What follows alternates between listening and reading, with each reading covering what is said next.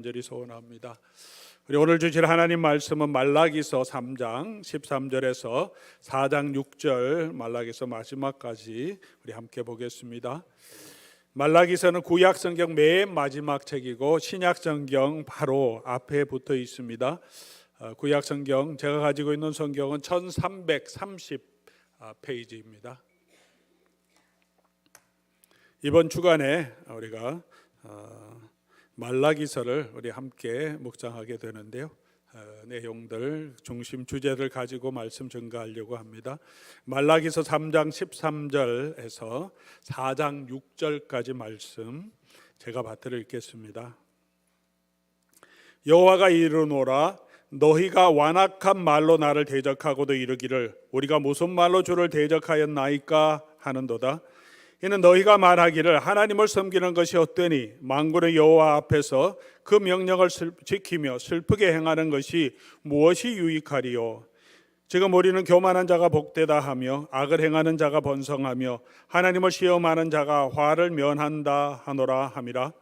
그때 여호와를 경외하는 자들이 피차에 말하매 여호와께서 그것을 분명히 들으시고 여호와를 경외하는 자와 그 이름을 존중히 여기는 자를 위하여 여호와 앞에 있는 기념책에 기록하셨느니라. 만군의 여호와가 이르노라 나는 내가 정한 날에 그들을 나의 특별한 소유로 삼을 것이요 또 사람이 자기를 섬기는 아들을 아낌같이 내가 그들을 아끼리니 그때 너희가 돌아와서 의인과 악인을 분별하고 하나님을 섬기는 자와 섬기지 아니하는 자를 분별하리라. 만군의 여호와가 이르노라 보라 용광로 불같은 날이 이르리니 교만한 자와 악을 행하는 자는 다 지푸라기 같을 것이라. 그 이르는 날에 그들을 살라 그 뿌리와 가지를 남기지 아니할 것이로되 내 이름을 경외하는 너희에게는 공의로운 해가 떠올라서 치료하는 광선을 비추리니 너희가 나가서 외양간에서 나온 송아지 같이 되리라. 또 너희가 악인을 밟을 것이니 그들이 내가 정한 날에 너희 발바닥 밑에 재와 같으리라. 만군의 여호와의 말이니라. 너희는 내가 호렙에서 온 이스라엘을 위하여 내 종 모세에게 명령한 법 곧 율례와 법도를 기억하라. 보라 여호와의 크고 두려운 날이 이르기 전에 내가 선지자 엘리야를 너희에게 보내리니 그가 아버지의 마음을 자녀에게로 돌이키게 하고 자녀들의 마음을 그들의 아버지에게로 돌이키게 하리라. 돌이키지 아니하면 두렵건대 내가 와서 저주로 그 땅을 칠까 하노라 하시니라. 아멘. 사랑하는 우리 교우 여러분, 우리가 믿는 하나님 좋으신 하나님으로 여러분 믿고 계십니까? 예, 우리 찬양도 있는 것처럼 좋으신 하나님, 좋으신 하나님, 참 좋으신 나의 하나님, 그렇게 찬양도 우리가 부르고 있습니다. 또 이 찬양의 우리 다음 구절은 우리의 기도를 응답해 주시는 참 좋으신 나의 하나님.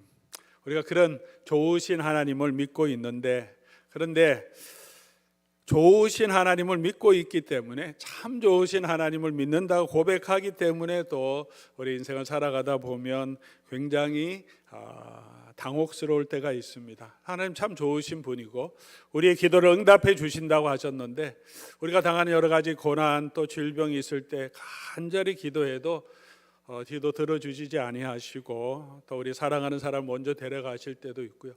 여러 가지 고난이 계속해서 겹쳐서 우리에게 오랫동안 그 고난 가운데 그대로 내어두실 때도 있습니다. 그럴 때 우리가 하나님을 향한 의문이 들죠. 좋으신 하나님 분명히 맞다고 이해하고 우리를 사랑하시는 하나님, 우리를 보호하시고 지켜주신다고 약속하시고 우리의 기도를 들어주신다고 약속하셨는데 기도가 들어지고 응답되면 너무 좋고 감사하고 문제가 없는데 그래야 될 것 같고 그러시는 하나님으로 우리가 생각하는데 때로는 그런 기대에 미치지 않고 우리의 삶에 여러 가지 어렵고 힘든 일이 계속될 때 우리 하나님을 향한 원망도 생기고 그 하나님을 향한 믿음에 대한 의심도 생기기 마련입니다. 오늘 본문은 그런 현실적인 고난의 문제를 가지고 있는 하나님의 백성들에게 하나님이 주시는 말씀입니다. 말라기서는 언제 기록되었냐 하면 이스라엘 백성들이 우리가 아모스는 이스라엘 백성들 북이스라엘이 포로 잡혀가기 전에 주신 말씀이고, 그리고 북이스라엘 멸망하고 남유다도 멸망한 후에 70년 동안 바벨론의 포로가 되어 있었습니다. 포로에서 돌아오는 게 한 530년 경이고요. 그 이후에 다시 100년이 지나서 430년 경에 이 시대적인 배경은 그렇습니다. 이미 이스라엘 백성 유다 왕국까지 다 멸망을 경험하고 포로도 경험하고, 저희가 우리 역사로 따지면 일제 강점기의 역사가 몇 년입니까? 몇 년이죠? 35년. 35년이면 지금부터 거의 한 어느 정도 되죠? 아마 7, 80년 전이냐? 지금 2024년이니까 1910년부터 45년 정도 되니까 아직 100년이 안 된 기간이죠. 35년 기간인데 70년 동안 포로가 되어 있고, 그리고 다시 그 후에 돌아왔는데도 100년이 더 지난 그런 기간에 지금 있는 거죠. 시대적인 배경이 그렇습니다. 이스라엘 백성들이 하나님의 심판을 받고, 이 유다 백성들도 완전히 멸망하고 성전이 다 무너지는 경험하고 포로까지 경험했습니다.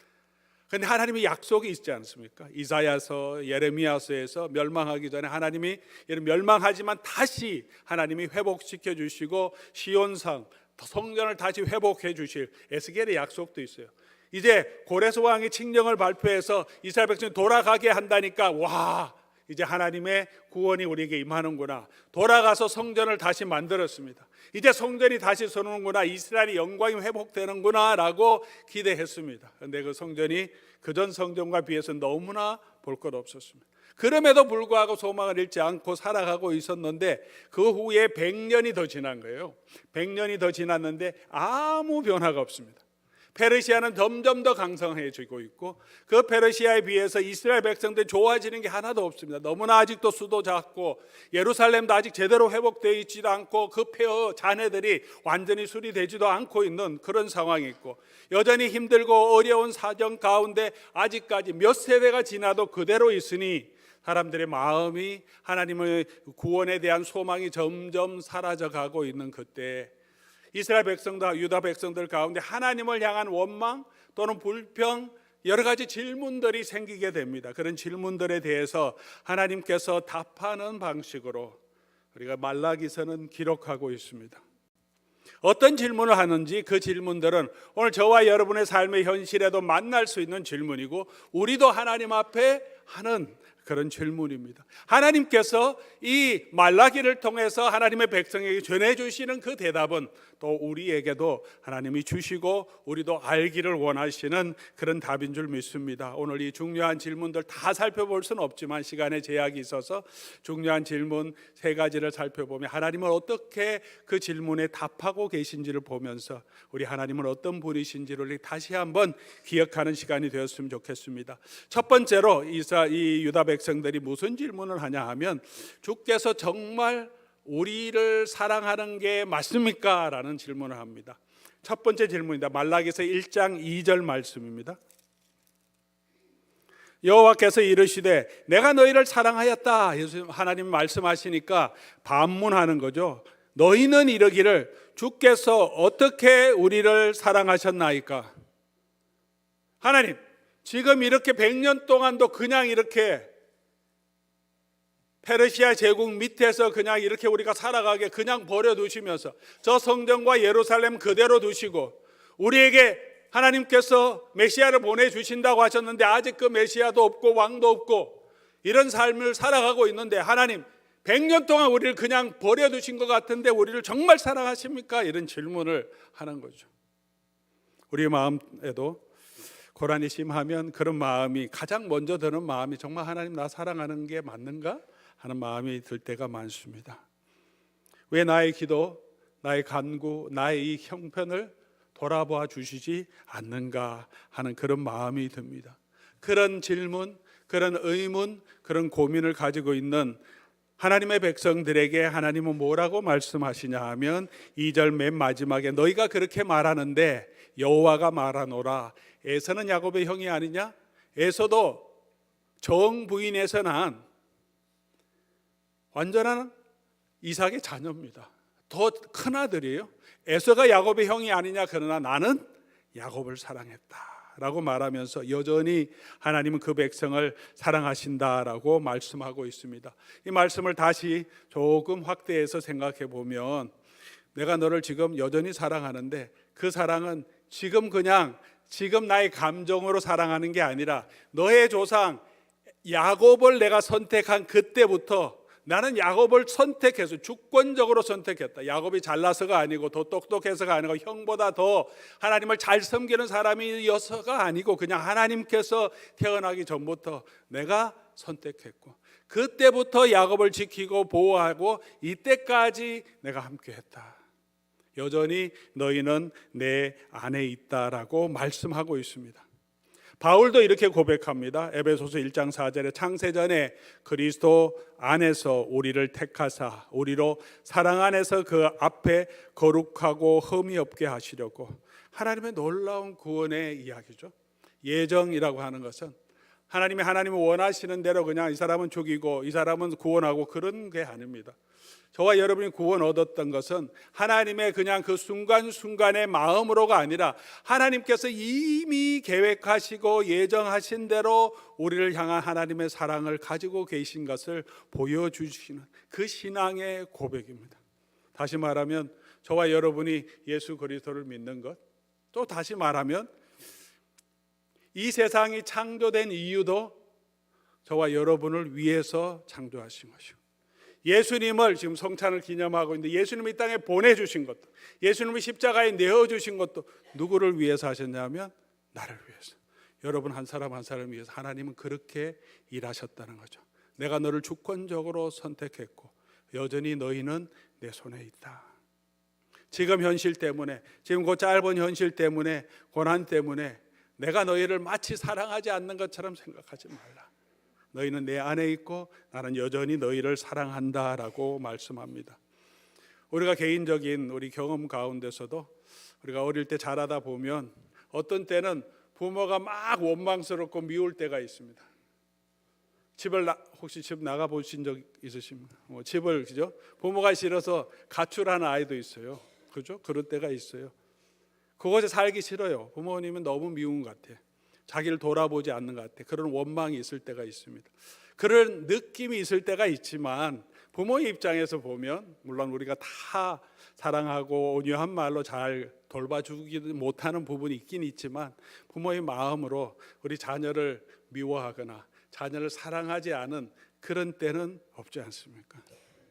우리 하나님은 우리의 마음보다 더 우리를 사랑하시고 우리를 선택하시고 지금까지도 함께 하신다는 사실을 기억하시기 바랍니다. 고난의 이유는 우리가 다 알 수 없지만 우리가 분명하게 변치 않는 진리는 하나님은 여전히 그의 백성들을 사랑하시고 그들을 붙들어 주신다는 것입니다. 내가 뭘 잘하면 하나님 더 사랑하시고, 내가 뭘 못하면 하나님 우리를 미워하시고 우리를 버리시지 않으시고, 하나님은 우리가 어떤 일을 하든지 상관없이 우리 하나님의 은혜 가운데 붙들어 주고 계십니다. 그 말씀을 하고 계시는 거예요. 두 번째로는, 그리고 내가 너희 대적인 이 에돔을 단순히 너희를 선택한 것뿐만이 아니라 지금 너희를 에돔 족속이 괴롭히고 있었거든요. 북쪽에는 사마리아에 있는 지방의 사람들이 이 남쪽에 있는 이 포로에서 돌아온 백성들을 많이 괴롭히고 있어요. 주변에서 힘들게 하고 있고 무시하고 있고, 그 사람들 내가 갚아주겠다. 1장 4절에 에돔은 말하기를 우리가 무너뜨림을 당하였으나 황폐된 곳을 다시 쌓으리라. 우리가 다시 크겠다. 하지만 여호와께서 이르기를 그들을 쌓은 것 내가 헐리라. 하나님께서 우리를 위해 싸워주신다고 말씀하십니다. 다시 한번 우리가 이 하나님은, 우리 좋으신 하나님을 믿고 걸어갈 수 있기를 바랍니다. 두 번째로 이스라엘 백성의 질문은 1장 6절에 나오는데요. 내 이름을 멸시하는 제사장들아, 만군의 여호와가 너희에게 이르기를 아들은 그 아버지를, 종은 그 주인을 공경하나니 내가 아버지일진데 나를 공경함이 어디 있느냐. 너희가 나를 아버지라고 하나님으로 주인으로 말하고 있는데 정말 너희가 나를 공경하냐, 그런 말을 할 때 너희는 말하기를 우리가 어떻게 주의 이름을 멸시했습니까? 아니, 우리가 어떻게 주의 이름을 멸시하고 있습니까? 우리가 지금 우상을 섬기고 있습니까? 우리가 뭐 하고 있습니까? 이렇게 반문하는 거예요. 3장 13절에도 오늘 본문인데요. 여호와가 이르노라 너희가 완악한 말로 나를 대적하고 이르기를 그렇게 하면서도 말로는 뭐라 우리가 말로 언제 주를 대적했습니까? 라고 반문한다는 거죠. 이런 말이죠. 내가 할 만큼 지금 하나님 섬기고 있지 않습니까? 오늘 다 예배도 나오고 다른 거 다 버려두고 예배 나오고 봉사도 하고 있지 않습니까? 뭘 얼마나 더 해야 뭐 내 목숨까지도 내어줘야 합니까? 이런 원망스러운 말로 하나님께 불평하는 거죠. 하나님이 바로 하나님을 섬기고 율법을 제대로 지키라고 하니까 아니 율법 하고 있지 않습니까? 라는 그런 억울함을 호소할 때 하나님께서 뭐라고 말씀하십니까? 아이고 그래 그렇게 하는 것도 참 고맙다 그러지 않고 하나님 정확하게 그들의 태도와 그들의 자세를 예리하게 지적해 주십니다. 하나님 뭐라고 말씀하시냐면 내가 제물을 드리기는 하지만 더러운 희생의 제물을 드리고 하나님 앞에 예물을 드렸다 하지 말라. 1장 7절에 너희가 더러운 떡을 나의 제단에 드리고도 우리가 어떻게 주를 더럽게 하나이까 라고 말하고 있지 않느냐. 8절에 가서는 눈먼 희생 제물을 드리고 병든 것을 하나님 앞에 드린다. 우리가 하나님 앞에 제사를 드릴 때는 흠 없는 제물을 가지고 하나님 앞에 드리라고 하는 거죠. 가장 귀한 것, 가장 흠이 없는 것들 하나님 앞에 가져오도록 하랬는데 그게 쉽지 않잖아요. 힘들잖아요. 그러니까 그냥 눈먼 희생의 제물, 상한 것도 그냥 아니 상한 양이라도 양 한 마리가 얼마입니까? 조금 상했다고 해서 양의 가치가 떨어지는 것도 아니죠. 그 가격은 뭐 한 20% 정도 감소되더라도 귀한 거예요. 가난한 사람이 드리기에는 귀한 건데 이 정도 드리면 되지 뭐 그거 꼭 흠 찾아갖고 이 흠이 있으니까 드리지 말라고 하는 나는 이미 그만큼 드렸지 않았습니까? 라고 항변하는 그 이스라엘 백성들 향해서 하나님께서 말씀하시는 거죠. 정말 마음을 다해서 나를 사랑하고 있느냐? 가장 귀한 것 너희의 마음이 나를 향해 있느냐라고 질문하고 계십니다. 예수님께도 말씀하십니다. 우리가 하나님을 사랑할 때 그게 첫 번째 계명인데 너희 마음과 뜻과 힘과 정성을 어떻게 조금 써서가 아니라 다 해서 주 너희 하나님을 사랑하라 하셨습니다. 우리 재물이 많고 적음, 희생의 제사가 많고 적음이 더 중요한 것이 아니라 우리가 마음을 다하여 하나님 앞에 우리가 드리느냐를 하나님 보신다는 것입니다. 로마서 12장 1절에도 하나님 우리에게 원하시는 제사는 우리의 몸을 살아있는 제물로 하나님 앞에 드리는 예배라고 말합니다. 아마 저와 여러분도 우리 마음 가운데 내가 하나님을 그래도 이 정도 섬기고 있고 주일 예배 빠지지 않고 잘 섬기고 있다고 생각할 때도 있을 수 있습니다. 더 많은 요구와 또 성경을 읽다 보면 더 많은 헌신을 요구하면 뭐 내가 뭘 더 드릴 수 있을까 그런 약간의 불만이 있을 수도 있을 겁니다. 우리 자신을 한번 살펴보면 좋겠습니다. 이 말씀을 가지고 우리에게 자녀들이 있는 분도 계시죠. 우리가 자녀를 돌볼 때만큼 그런 마음으로 우리가 하나님을 사랑하고 있나? 자녀들을 케어하는 것만큼 우리가 정말 하나님을 향한 그 마음이 우리에게 있느냐? 우리가 하나님을 향하는 마음은 우리 아이를 좀 잘 돌봐주도록 하나님을 좀 도와주시려고 하는 마음인지 아니면 우리 자녀를 생각하는 그 정도의 마음으로 우리 하나님을 그만큼 바라보고 소원하고 그 하나님께 우리를 드리도록 우리가 마음과 시간과 정성을 드리고 있는가? 우리 자녀 아니더라도 우리의 건강을 위해서 우리가 투자하고 우리가 챙기는 거 있죠. 여러분 식탁 위에 건강 이 뉴트리션에 도움이 되는 여러 가지 약들이 있습니다. 우리 몸에 좋다고 하는 거 많이 먹습니다. 좋은 거 다 먹고 운동도 하고 우리 건강하기 위해서 병에 들지 않기 위해서 우리 자신을 돌보아야 하는데 내가 내 몸을 돌보면서 케어하고 관심을 가지는 만큼 주의 일에 하나님을 섬기는 일에 우리가 그만큼 애를 쓰고 있습니까? 우리 몸은 아니더라도 우리 취미 생활이 있으면 골프 좋아하는 분도 있고 축구를 좋아해서 축구 좋아하는 분도 있고 뭐 다른 취미 생활을 하는데 취미 생활에 진심인 분 많습니다. 좋은 도구도 있어야 되고 시간도 드려야 되고 연습도 해야 되고 함께 약속한 그 시간을 준비하고 골프를 가야 되는데 또는 축구를 해야 되는데 혹시 몸이 아플까 봐 자기 몸 조절하고 컨디션 조절도 해놓고 잘하기 위해서, 좋은 성적을 얻기 위해서 정말 마음을 다해서 준비하는 만큼 우리가 하나님의 예배를 위해서, 우리 하나님을 섬기는 일에 그 정도의 마음을 쓰고 있습니까?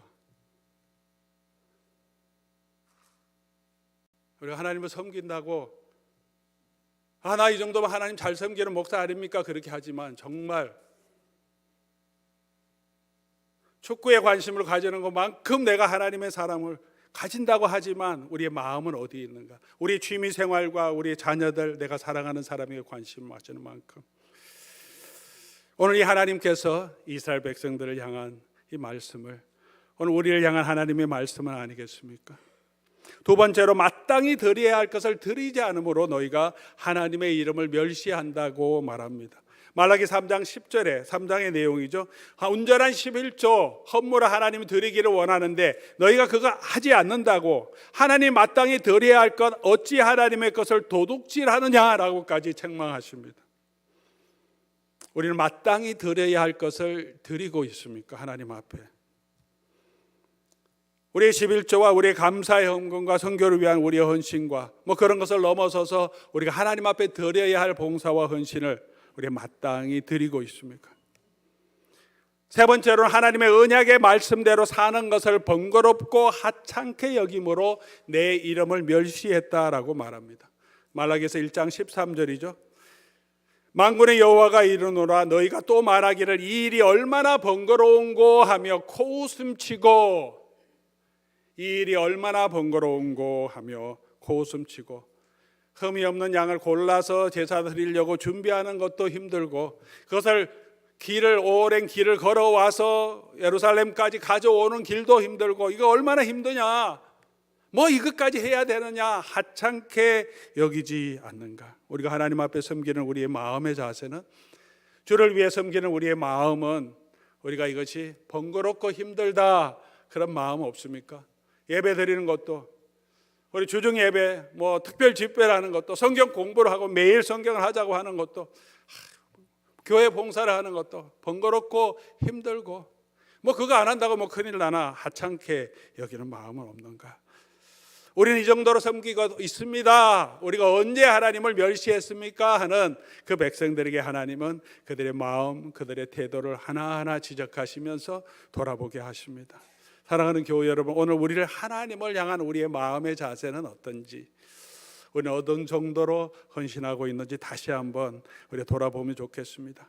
세 번째로 이스라엘 백성, 유다 백성들이 하나님 앞에 반문하는 질문, 오늘 본문 내용입니다. 14절, 너희가 왜 나를 대적하느냐 그렇게 했더니 14절에 이는 너희가 말하기를 하나님을 섬기는 것이 헛되니 만군의 여호와 앞에서 그 명령을 지키며 슬프게 행하는 것이 무엇이 유익하냐? 하나님, 그러면 우리가 하나님 열심히 섬기고 봉사하고 이때까지 살아왔는데 그 섬기는 게 무슨 유익이 있습니까? 라는 거죠. 아니 100년 동안도 그대로 버려두시는데, 그 15절에 계속 이야기하죠. 교만한 자는 복되다 하고 악을 행하는 자는 여전히 번성하고 하나님을 시험하는 자가 화를 면하고 있는데 우리가 하나님을 섬기는 그 유익이 뭡니까? 라고 유다 백성들이 반문하고 있습니다. 우리도 그럴 때가 있습니다. 내가 이렇게 열심히 봉사하면 무슨 유익이 되는 거예요? 아니 내 삶의 고난은 그대로 있는데, 힘들고 어려운 삶은 경제적으로도 어렵고 육체적으로도 어렵고 정신적으로도 너무 어려운 고통 가운데 있는데, 이렇게 섬기고 힘들어 죽겠는데 이 봉사하는 게 무슨 유익이 됩니까?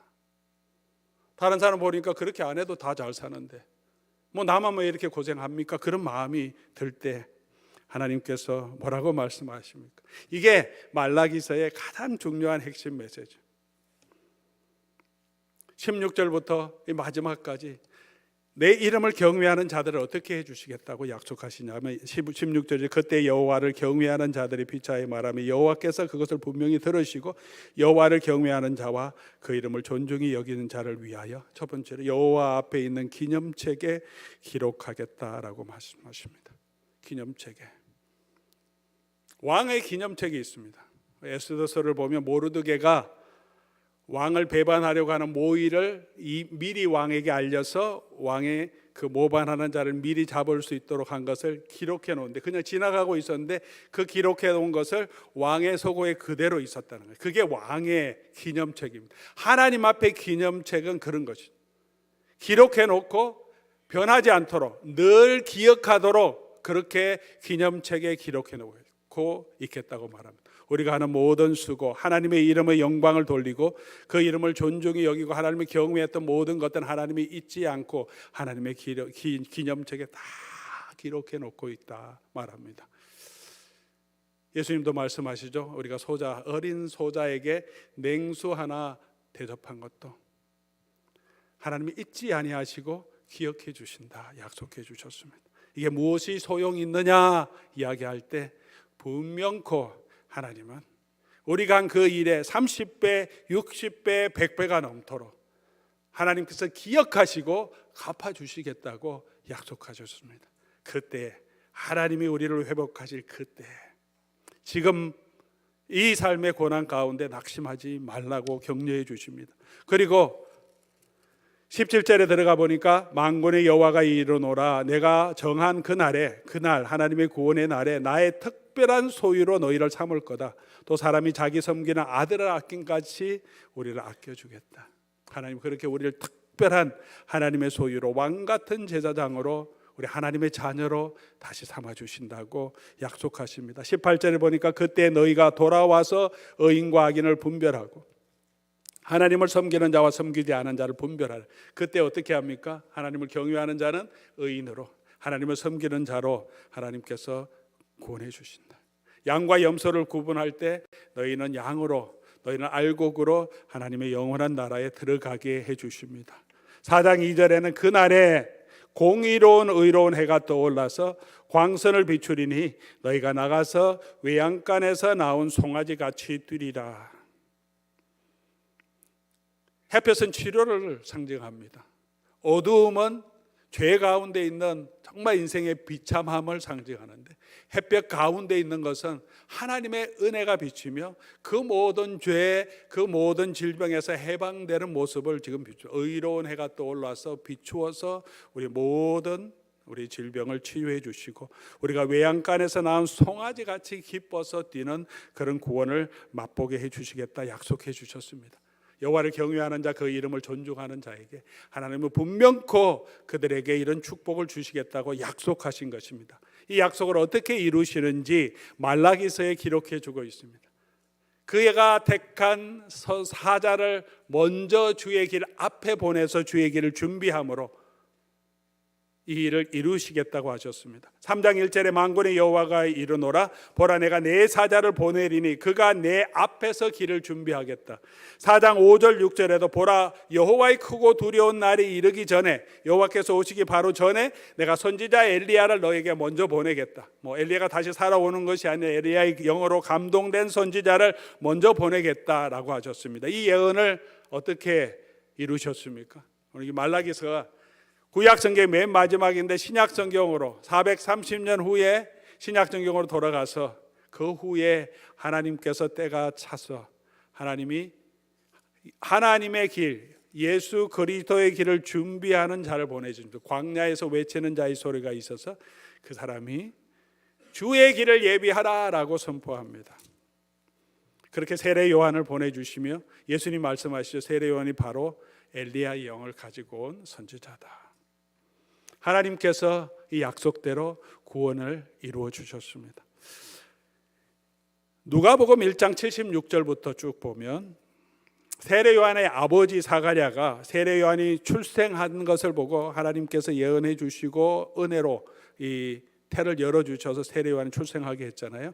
그 이제 출산할 때를 그 성령의 충만함을 가지고 기록한 찬송시가 누가복음 1장에 기록되어 있는데, 그때 이 세례 요한과 그가 하는 일에 대해서 예언적으로 선포하는데 76절에 이 아이여, 세례 요한이죠, 내가 지극히 높으신 이의 선지자라 이끌음을 받고 주 앞에 가서 그 길을 준비하며, 바로 이 아이가 예수 그리스도의 길, 주의 길을 준비하는 아이가 되겠다. 그리고 주께서 그 후에 오시면 사람들로 하여금 죄 사함을 얻고 구원을 알게 하고 돋는 해가 위로부터 우리에게 임하여 어둠과 죽음의 그늘에 앉은 자에게 비추고 우리 발을 평강의 길로 인도하시리라. 그렇게 세례 요한을 보내주시고 예수 그리스도를 보내주셔서 하나님이 이렇게 약속하신 그 구원을 이루셨습니다. 우리는 그 하나님의 신실하심을 이미 보고 있습니다.